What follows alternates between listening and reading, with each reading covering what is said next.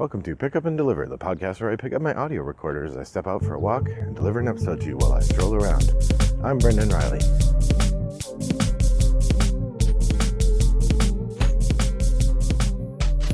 Well, good afternoon or good morning, loyal listeners.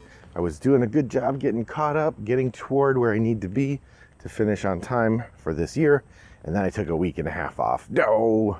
Well, I didn't take a week and a half off. I just stopped recording a podcast for a week and a half. But I'm back on the horse now, so I'm recording this on Monday, August 5th, and we are rolling again. Part of the reason I wasn't recording is that I went to Gen Con. I will tell you all about that in the next episode, but this episode, being the first one I'm publishing after August 1st, means it's time for us to talk about what's on the top of the stack. All right, top of the stack. So for those of you new to the podcast, Top of the Stack is a regular segment that I do in which I talk about what games I've played in the last month and what games I wanted to play, what games I ended up playing, and just kind of talk game and talk. I keep track of things in a various number of ways, which is amusing, so let's share it. The top of the stack begins with the month stats. So in July, I had 80 plays of 49 different games, bringing my year total to 547 plays of 207 different games. At this pace, I'll hit roughly 1,000 plays and 400 games, give or take. That's pretty good. My shelf of opportunity started last month at 66 games that I own that I haven't played. And I ended the month at 67. So I went up one game, which doesn't sound like a lot. It isn't a lot, actually, to go up one, but I did play some games I owned. More importantly, I got some new games and I played them, so they didn't add to the stack. So that is my monthly stats. My most played game in person, I had a lot of different games that I played. I didn't play very many repeatedly in person. So my most played game in person was Palaces of Carrara. I played that twice. My most played game in online was PAX Pamir 2nd Edition. I think I've turned the corner on that game. I was not sure how I felt about it. I'm starting to come around. It's still, I don't think it's ever going to be one of my favorites. I don't like it as much as PAX Renaissance. Something about the way the discs work, I don't really like those as much, but it is enjoyable and I will keep playing it as long as friends keep inviting me.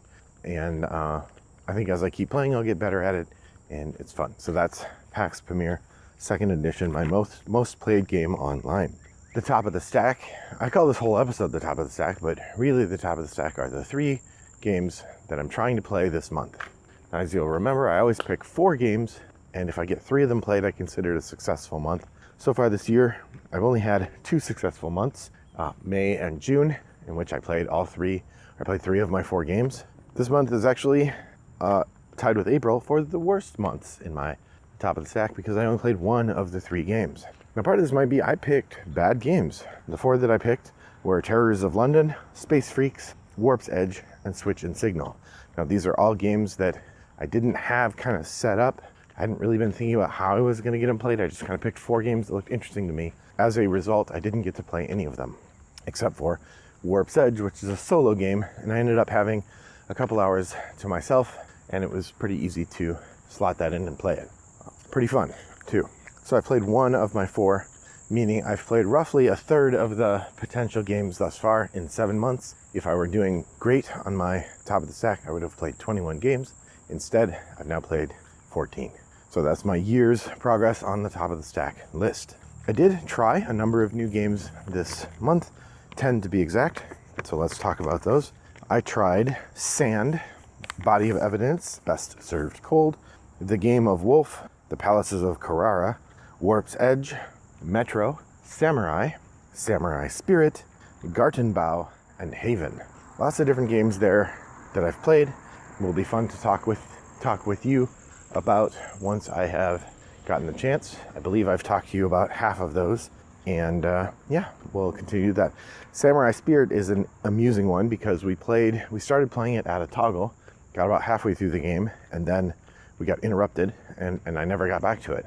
But we did take another crack at it at the end of July, July 31st, in fact, and we did get a whole game of it played. We did win, in fact. We did win the Samurai Spirit game, as I recall. Or maybe we lost. I think we won. Next up, first expansion plays. I tried 6 new expansions this month. We have Exit the Game, the Magical Academy. We have Dutch Blitz, the blue expansion pack. This one's a little bit of a cheat because the Dutch Blitz blue expansion pack is just 4 more Dutch Blitz decks, allowing you to play 8 people at a time if you have both the green box and the blue box. So calling it an expansion is a real stretch, but it does say the blue expansion on the box, and I don't know what else to call it. So I could just not document it at all and say both sets of Dutch Blitz are mine and they're in one box, but whatever, I don't care. Next up we have Spirit Island, Branch and Claw. My son and I played Spirit Island with our friend Paul, and he had the Branch and Claw expansion, so we have played that now. I believe that my son has acquired the Branch and Claw expansion as well as the Fire one, and so those will be in the expansion list for next month. Hopefully I get an opportunity to try the Fire one so that it's not clogging up my expansion list. We played the Orleans Invasion expansion, which I liked quite a bit. We did win it in the second to last turn. I think we actually had to play through the last turn, but it was at the second to last turn that we realized we were going to win it. That was great. And then we played Smash Up. I found Smash Up at Goodwill. Now, Smash Up is not a game I think a lot of. I think it's fine. You're welcome to go read my Smash Up or listen to my Smash Up review to see how I feel about it. I think that might be the game that I say I should stop playing this because I don't like it, and then I convince myself I'll like it and I go play it again.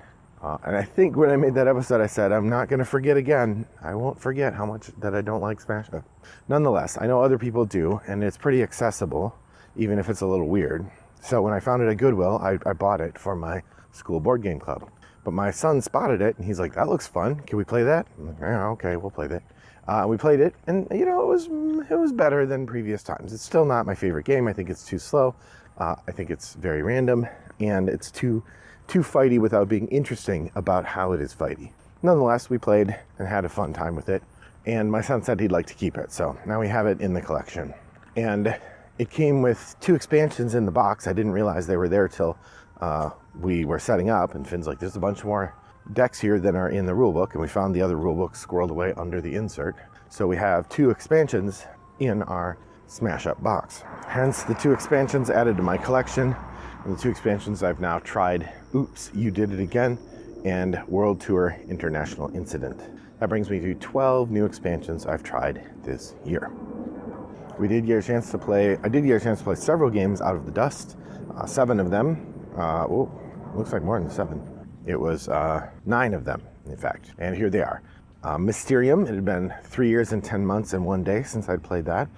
Patrician, I played that a year and a month ago. Welcome to the Dungeon, 3 years, 8 months. Pandemic, 4 years, 2 months and 29 days. Heroescape, 8 years, 2 months, 29 days. The Adventurers, the Pyramid of Horus. Oh, I did not write down how long it had been. That's probably just over a year. Perseverance, Castaway Chronicles, 2 years, 3 months, 4 days. I did like this. I like this one. It's not as good as some of the other Mind Clash games, but it's fun. I like it. Point Salad, 1 year, 8 months, 17 days. Smash Up, 1 year, 22 days, to bring me to a total of 36 games dusted off so far this year. And that was a lot of fun.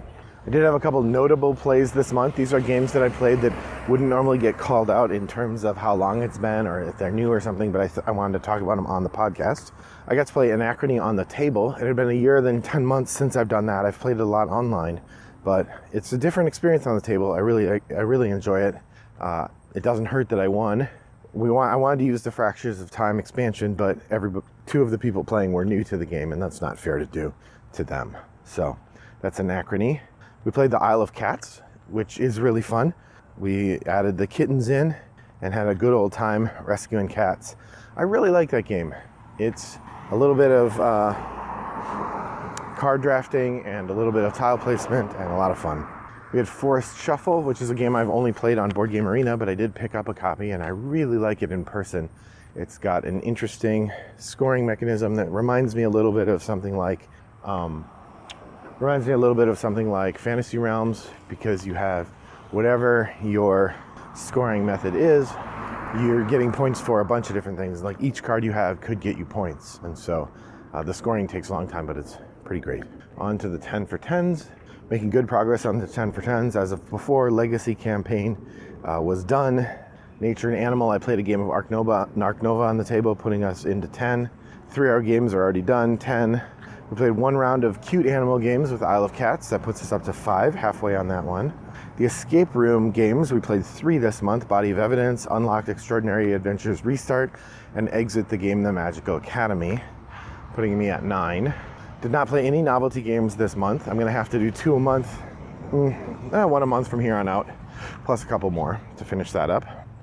I already talked about the Spirit Island and Orleans expansions, which put us up to 10 there. The Alphabet, we're at 10. Playing our Alphabet A through J, we're at 10. Alphabet K through T, we played Obsession, which was the only letter was missing O. Played that on the table. That puts me up to 10. I'm still not doing very well on the U to Z and number entries. And finally, my H index is 11. The 11 games I've played 11 times each are Daybreak, Gaia Project, Pax Renaissance, Obsession, The Time You Killed Me, Frosthaven, Matainai, Res Arcana, Through the Ages, and Ark Nova. No progress on painting this month. On my Shelf of Opportunity, like I said, we only went up 1 game, so that was a nice change of pace. This month I acquired and played Dutch Blitz, The Game of Wolf, Forest Shuffle, and Smash Up, so none of those ended up on my Shelf of Opportunity. I did add Deadly Dirigibles and Pigmania to the shelf, so that is an element of a higher level of games to be played. But I also removed Warp's Edge and the Palaces of Carrara by playing those. So 6 of one, half a dozen of the other in terms of adding and removing. But somehow I went up 1 game. I'm not sure what's going on there. There must be 1 more game I added that I'm not listing here. As I said, I acquired 2 new expansions. We have the Catan 5 to 6 player and Dutch Blitz expansion, both added to the collection. Oh no, we have Dutch Blitz played. So it's just the Catan 5 to 6 player expansion that I acquired, and that has not been played yet. So we're at 66. We went to 67 in that category as well. Finally, I've had a really interesting collection size update I thought I'd share with you. At the beginning of July, my collection was 592 games. And I was able to sell 7 games. I sold Rivet Heads, Walk in the Park, Retreat to Darkmoor, Bunny Kingdom, Ryu, Bastion, 5-Minute Mystery. So that starts off a drop by 7, right? Okay, then I acquired Dutch Blitz and the Dutch Blitz Blue expansion. But of course that's expansion, shouldn't count. I got Pigmania and the Game of Wolf. I got Dastardly Dirigibles, Forest Shuffle, and Smash Up. So that should put me at 7, maybe 8, I think 8. So I should be 1 up from where I was before. That should put me 1 down from where I was before. But this is where Board Game Geek sabotaged me. So the way I keep track of the size of my collection, I don't go through and count every game I own each month. Of course, instead, I try to keep it updated on Board Game Geek. I had 2 problems that messed with my collection size, which means that instead of going down 1, I'm in fact going up. Instead of going down 2, I'm going up 4. So I'm going from 592 to 596 because I have 3 additional games listed that I didn't have before. Now 3 of these are practicality. I have 3 games. So as you all know, I'm part of XYZ Game Labs, and the XYZ Game Labs company has a whole bunch of games that we've acquired. Some of them we bought, some of them we traded for, but the idea is that there's a bunch of games that we have in our game library for play and study in our work. Now most of those games are in one place, but some of them are in others, and some of them we sort of take on extended loan. In the past I've borrowed Atlantis Rising, Illiterati, and Spirit Island from that group, and I am sort of keeping them on permanent loan until somebody else says they want them or need them. Which means that for all intents and purposes, they are in my collection. And I've added them to my collection. So like if someone's looking for something to give me or wanting to talk to me about it, they can see that I have those games, quote unquote. I do have a note in my collection notes that those don't belong to me, but long-term loan, the practicalities are the same. So that raised my collection size by 3. And I don't want to have to constantly remember like, oh, there's these 3 games that I've marked as owned, but but I don't actually own them, so I'm not going to call them owned. I have to mentally reduce the number on Board Game Geek by 3 every time I do it, or leave them off and maybe have people not realize I have access to those games or whatever. So I'm calling them owned for now. But the other 3, so that's where 3 of the new games come from. And like I said, I should have been down 2, but instead with 3, I'm up 1. But what about the other 3, Brendan? Well, these are even worse. So I told you I got Dutch Blitz and the Dutch Blitz Blue expansion. Well, the Dutch Blitz Blue expansion is just another copy of Dutch Blitz with different images on the back of the decks. So it is a standalone expansion, which means that as far as Board Game Geek is concerned, it is a separate game. So when I look at Board Game Geek, if I have it marked owned and I say exclude expansions, it doesn't matter, it still comes up as an owned game.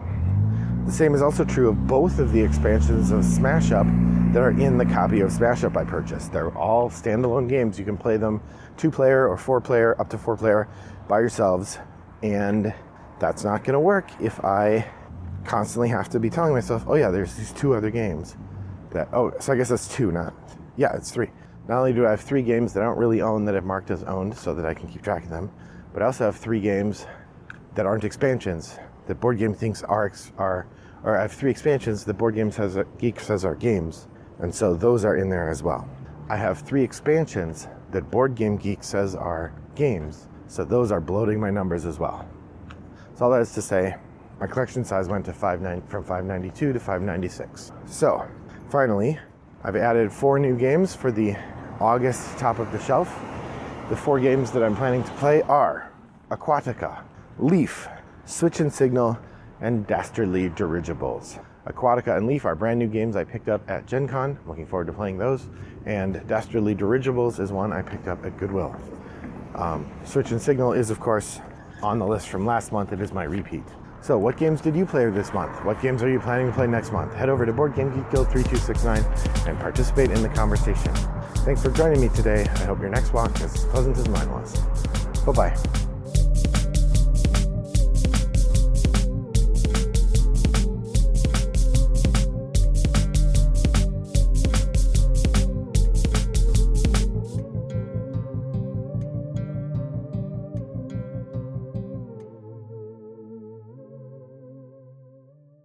Brought to you by Rattlebox Games.